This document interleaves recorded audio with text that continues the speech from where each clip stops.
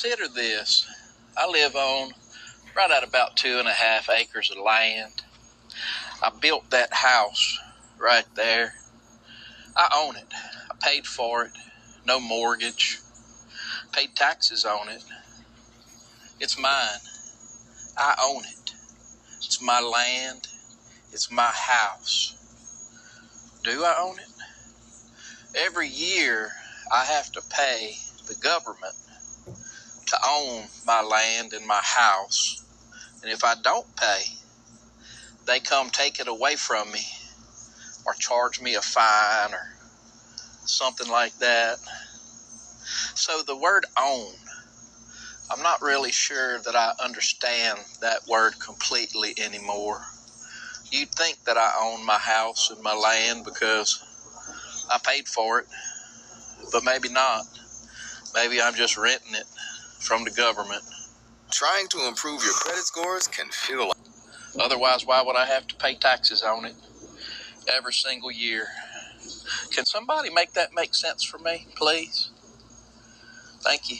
Like, why is it $140 for a family of 3 to go see Spider-Man on a Friday night? We took my teenager last night to go see Spider-Man, and the tickets alone were $55. Then we get to the theater, and naturally we need some snacks. So we all got the same combo. We got the drink, the popcorn, and the candy combo. That was almost $80. That is so outrageous.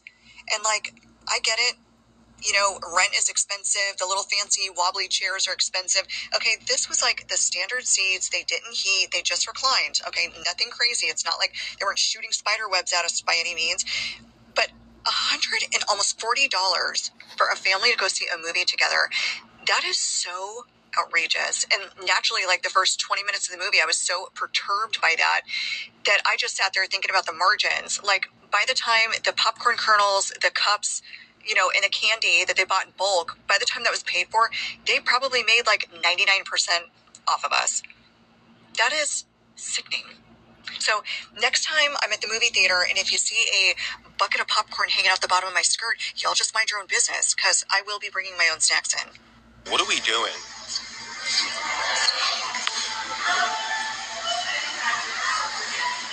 $42? Are you... I don't think it's fair how a job will not hire you if you don't have a reliable source of transportation. Here's the thing. Trying to get a car is hard enough within itself, okay? And then not only that, the payments, trying to make the payments, down payments, ridiculous. I'm trying to find another job, and it's a job that's actually within my walking distance from where I live. But because I told them the fucking truth, I said I don't have a car, but I have my own 2 feet, or I can use Uber or maybe a bus in South Jersey, right? They said, yeah, no, we can't hire you because you don't got no car. I got a car. Are you going to give me one? The fuck? I'm sick and tired of these fucking jobs thinking that it's easy to just obtain a fucking car to have a job. I just stopped at Burger King just to grab something. I'm on the road today. An original chicken sandwich. Guess how much the freaking thing cost? $8.20. I was like, what the Why does having a job literally cost money? You need gas to get there, you might have to pay for parking, and maybe you're buying lunch because you're not at home all day. And a lot of jobs will expect you to use your own smartphone, and some expect you to have a reliable vehicle. And then you get the health insurance and realize that healthcare still costs money. And that's before you even factor in what your time is worth. So when we're asking, does this job pay enough? I don't even think the answer is just about the salary, but it's more so about what is this job actually leaving me with financially, physically, and in my life. Why do people have to be so manipulative and cruel? I'm sorry, you're charging me $60 to apply to your apartment? And I might not even get it. You might give it to someone else? I just give you $60? For what? Just enjoying a nice day at the park. Oh my God, you know what? There's no cars here. There's no nothing. Oh my God, What do we have here? Now, I don't know about you guys, but I don't see any fucking vehicles down here in the park. But here it is. Now, let's talk about some of the misconceptions that I've been getting, including death threats, because of this little fucker right here. Now, let me say something to the city of Canton. I don't remember fucking voting for that right there in my park. Let me tell you the reality of what that right there does. Let's talk about it. It is not simply a license plate reader like I'm getting in a lot of my comments on my first video, okay? Let me tell you that right there what it does. It is tracking people. Do you see any license plates anywhere in this fucking park? Here it is. There it is. It's pointed to the park. So for all of you guys, including police officers and law enforcement, saying that it's only a license plate reader, false information, okay? Let me tell you with a software update what they're about to do. What they're about to do with a simple software update is track your Bluetooth devices. It's going to track signals in your car. Why is it doing that? This is AI control, artificial intelligence. And you guys that are saying that it's not going to go any further, I'm going to tell you about a technology company. Any technology, no matter what technology it is, about a $7 billion company right there, Flock, they're going to innovate. You think they're going to stop with facial recognition, tracking, and license plate signal tracking? Sadly mistaken. Tracking and license plate signal tracking? Sadly mistaken. That right there is the beginning of slavery and control. And it seems quite positive with all the voices included. I think it's positive. It's already positive through the fact that everybody agreed about the statement, which we haven't had the last years. Now the base has been formed, but we have to go one step further. We have to have a strategic mood. We have to construct the world of tomorrow. It's a systemic transformation of the world. So we have to define how the world should look like, which we want to come out of this transformation period. I respect China's achievements, which are tremendous over the last over 40 years.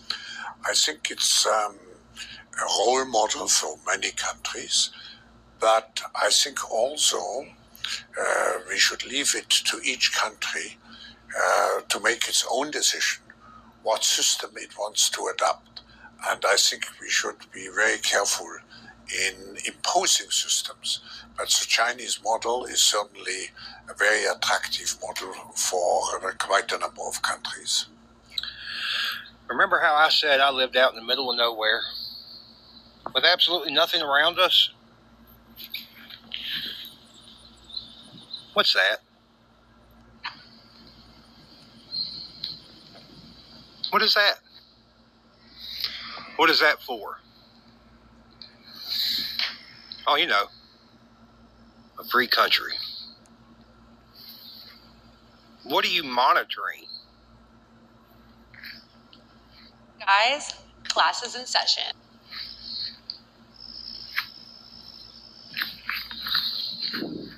And why are our tax dollars being used to enslave the people, I wonder? Can you see that? Does anyone have a house that I can hide in? I'll take a garage or like a shed, whatever. I just need a place where I can lay low for a while.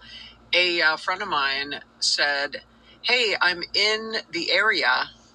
Do you want to hang out?" Oh, God, no. So I waited a while to respond. And then the person was like, "Oh, well, I guess we missed each other another time." And I thought, phew. And so I then responded and was like, "Oh my gosh, I'm so sorry I didn't get this earlier because I would have loved to have seen you." And then she's like, "Well, actually, I am still here. I decided to get something to eat, so I'm still in the area." Oh, fuck. They lost power at Kroger's last night. All this was going in the garbage.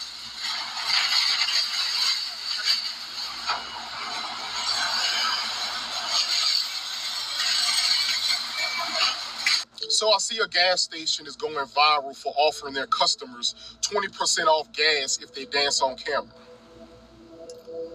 You can see some of the videos on TikTok. Some see it as harmless fun. I see it as some dystopian bullshit and a humiliation ritual. We are slowly turning poverty into entertainment. There's something deeply embarrassing about turning financial desperation into entertainment. When people have to dance for cheaper gas, maybe the joke isn't funny anymore. If you really care that much, just give them the discount without the clown show. Imagine making a hungry person perform before handing them a plate of food. Imagine telling a struggling mother to sing before giving her cheaper baby formula. Necessities are not prizes. Affordability should not be seen as a game show. Air traffic control. This whole system is a scam. Americans are done. Americans are done trying. They're tired of fighting for what they believe in because they don't know what they're really fighting for. They're confused because the same things that they were told to do, it's not working. The cost of living is steady going up. Nobody's getting a pay increase. The country is still collapsing, and people is still trying to survive. So that's why people are done. They feel like they're tired of being controlled. They've been feeling like they're being controlled for so long, they don't even remember when they were free, if they were ever free. Because this used to be the land of the free. Now they're starting to call it the land of the fee. And that's crazy. Because who would have ever thought times would get this rough? Each and every day. Each and every day. It's always something. People getting fired left and right. People leaving America now, trying to find a better way. And people just giving up. And a lot of people are starting to avoid people. They don't want to be bothered. And that's the crazy part. People are more divided than united. So that's why people are starting to see the country for what it is. So that's my take on the situation. Let me know how y'all feel about this one. Share it in the comments. I said, we're going to have to put out the fire in the Middle East, and we've done that. They're never going to have a nuclear weapon. We have loaded up. So I just say this. So for you to pay a tiny little bit more for your gasoline, just remember you're doing it so that a very evil country cannot have. A country really is the number one state sponsor of terror in the world. We don't want to have them have a nuclear weapon. So remember that when you have to pay a little bit more, you're at $4. It's okay. I mean, I will never apologize. I did the right thing. I will never apologize. I did the right thing. But you just have to remember that what we're doing is a great service for the world, not only for ourselves, for the world. And we're really doing a great job. Our military is unbelievable. The blockade is unstoppable. It's a wall of steel.